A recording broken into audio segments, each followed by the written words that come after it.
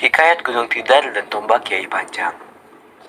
Syahdan, dahulu kala tanah Jawa ini masih berupa hutan belantara yang tiada seorang pun berani tinggal di sana. Sebagian besar wilayah Jawa ini dahulu masih dikuasai berbagai makhluk halus. Konon, tanah Jawa yang dikelilingi laut ini bak perahu yang mudah oleng oleh ombak laut yang besar.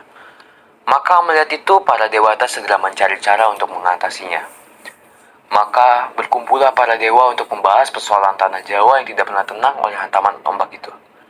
Diutuslah sejumlah dewa untuk tugas menenangkan pulau ini.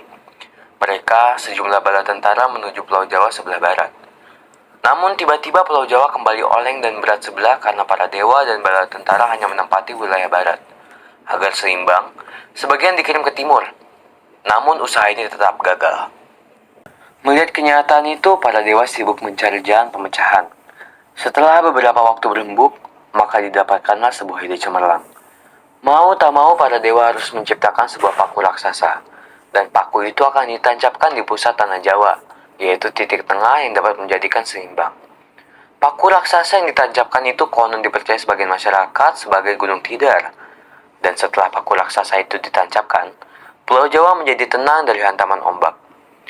Menurut kepercayaan sebagian masyarakat, Gunung Tidar pada mulanya hanya ditinggali oleh para jin dan setan yang konon dipimpin oleh salah satu jin bernama Kiai Semar. Kiai Semar tidak sama dengan tokoh Semar dalam dunia perwayangan. Kiai Semar yang menguasai Gunung Tidar ini konon jin sakti yang terkenal seram. Setiap ada manusia yang mencoba untuk tinggal di sekitar Gunung Tidar, maka tak segan Kiai Semar mengutus anak buahnya yang berupa raksasa-raksasa dan genderuwo untuk memangsanya. Alkisah, datanglah seorang manusia yang terkenal berani untuk mencoba membuka wilayah Tidar untuk ditinggali. Kesatria berani ini berasal dari tanah jauh. Konon, ia berasal dari negeri Turki. Bernama Syekh Bakir dan ditemani Syekh Jangkung. Kedua syekh ini disertai juga oleh 7 pasang manusia, dengan harapan dapat mengembangkan masyarakat yang kelak mendiami wilayah itu. Mendengar kabar itu, Kiai Semar murka. Diseranglah mereka oleh anak buah Kiai Semar, dan tiada seorang pun yang selamat kecuali Syekh Bakir yang sakti, soleh, dan sabar. Setelah bertapa selama 40 hari 40 malam, ia bertemu dengan Kiai Semar. "Hei, Kisanak, berani benar kau berada di wilayah kekuasaanku tanpa permisi. Siapakah engkau dan apa maumu berada di wilayah ini?" kata Kiai Semar. "Duh, penguasa wilayah Tidar, ketahuilah olehmu bahwa namaku Syekh Bakir. Asalku dari negeri Turki nan jauh di sana. Adapun kedatanganku kemari untuk membuka tempat dan aku akan tinggal di sini bersama saudara dan sahabatku," jawab Syekh Bakir dengan tenang.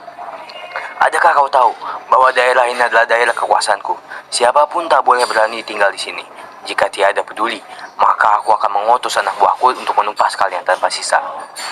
"Hai, engkau yang mengaku sebagai penguasa Gunung Tidar, tidakkah kau tahu bahwa tiada yang dapat melebihi kekuasaan Allah? Allah menciptakan manusia untuk menjaga dan memelihara alam semesta ini, bukan untuk menguasainya secara semena-mena," kata Syekh Bakir. "Hei manusia, sebelum kemarahanku memuncak, tinggalkan tempat ini. Ketahuilah bahwa tempat ini sudah menjadi milikku, dan jangan mencoba merampasnya." Syekh Bakir terdiam. Mendengar ancaman Kiai Semar, ia lalu mengalah, tetapi bukan berarti ia menyerah kalah. Tetapi sebaliknya, Syekh Bakir hendak menyiapkan diri lebih baik untuk mengalahkan Kiai Semar dan bala tentaranya. Sesampainya di negeri Turki, ia mengambil sebuah tombak sakti yang bernama Kiai Panjang. Selain itu, ia pun menyiapkan lebih banyak lagi manusia yang akan diajak serta untuk membuka tempat tinggal baru di Tidar. Sesampainya kembali di Tidar, berpasang-pasang manusia yang diajak serta oleh Syekh Bakir tinggal lebih dulu di daerah sebelah timur Gunung Tidar, yang sekarang dikenal dengan nama Desa Turunan. Konon, desa itu berasal dari makna turunan. Ada yang mengatakan arti dari turunan itu adalah keturunan, tetapi ada yang menganggapnya sebagai daerah pertama kali sahabat-sahabat Syekh Bakir diturunkan dan tinggal di tempat itu untuk sementara waktu. Setelah itu, Syekh Bakir berangkat sendiri ke puncak Gunung Tidar untuk bersemedi. Tombak pusaka sakti Syekh Bakir ditancapkan tepat di puncak Tidar sebagai penolak bala. Dan benar, tombak sakti itu menciptakan hawa panas yang bukan main bagi Kiai Semar dan wadia balanya. Mereka pun lari tunggang langgang meninggalkan Gunung Tidar. Dengan adanya tombak sakti itu, maka amanah Gunung Tidar dari kekuasaan para jin dan makhluk halus. Syekh Bakir pun akhirnya memboyong sahabat-sahabatnya untuk membuka tempat tinggal baru di Gunung Tidar dan sekitarnya. Nilai-nilai yang terkandung dalam hikayat Gunung Tidar dan Tombak Kiai Panjang adalah nilai agama. 1. Allah Maha Kuasa, tiada yang dapat melebihi kekuasaannya. 2. Berserah diri kepada Allah, niscaya Allah akan memberikan kemudahan. 3. Allah melindungi Syekh Bakir yang tawakal dan memiliki akhlak yang baik. Ke-4, menurut kepercayaan sebagian masyarakat, Gunung Tidar mulanya hanya ditinggali oleh para jin dan setan yang dipimpin oleh salah satu jin bernama Kiai Semar. Nilai sosial memecahkan masalah di daerah tersebut. Juga terdapat bernilai pendidikan bagi hikayat Gunung Tidar, yaitu 1. Pantang menyerah. Mendengar ancaman Kiai Semar, ia lalu mengalah, tetapi bukan berarti menyerah, kalah, tetapi sebaliknya, Syekh Bakir hendak menyiapkan diri lebih baik untuk mengalahkan Kiai Semar dan bala tentaranya. 2. Alam semesta seharusnya dijaga dan dipelihara.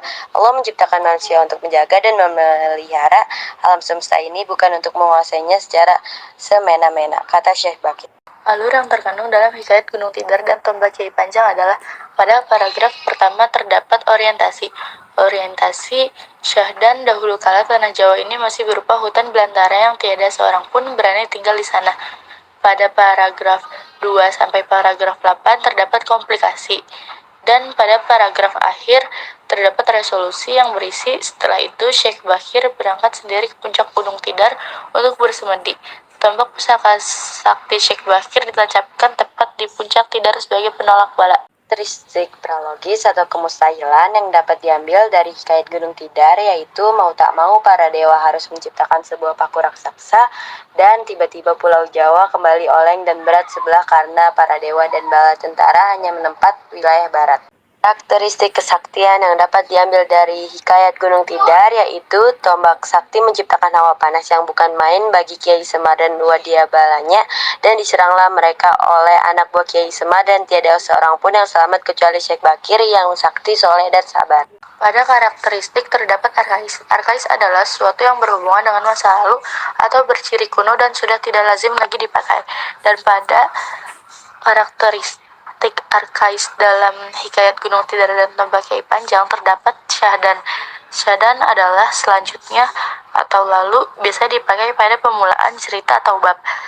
Kedua ada kalek atau kayu, besi dan sebagainya, pemegang pada jembatan atau tangga dan sebagainya. Ketiga ada dewata atau dewa, sifat dewa dan kedewaan.